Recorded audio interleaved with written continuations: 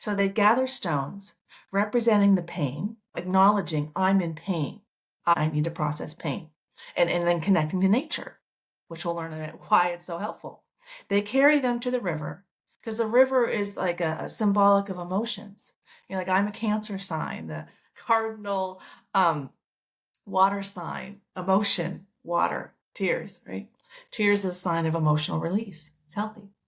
So they carried them in the river and released them one by one while speaking the memory out loud to the water. So they speak as a way of sharing their heart, connecting to themselves, not asking someone in talk therapy to command them into what's going on.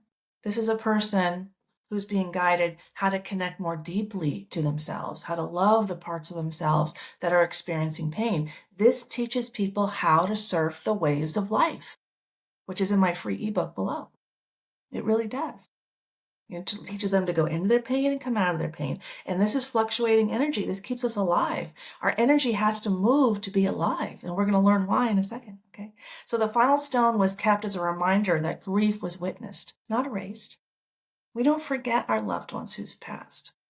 We don't forget the violence that we receive, and we shouldn't, because that's how we learn. That's how we learn to process our pain. It's a learning process. It's not wrong, it's learning. So the practice was banned by missionaries in the 1800s as primitive superstition.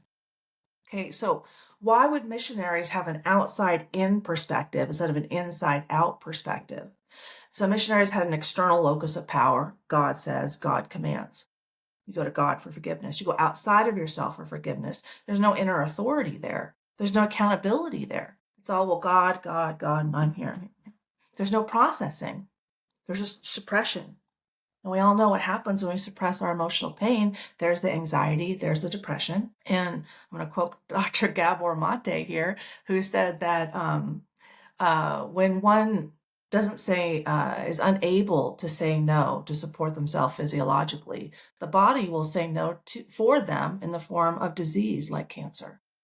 He's a family medicine practitioner who specializes in how childhood trauma impacts adults. So he knows a lot about this.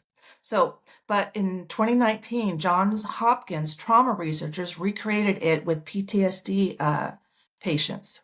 So let's see what they found.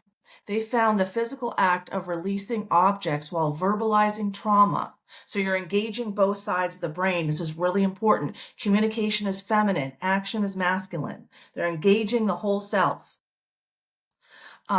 Both hemispheres of the brain, something talk therapy alone doesn't achieve. Talk therapy is just communication. There's no action.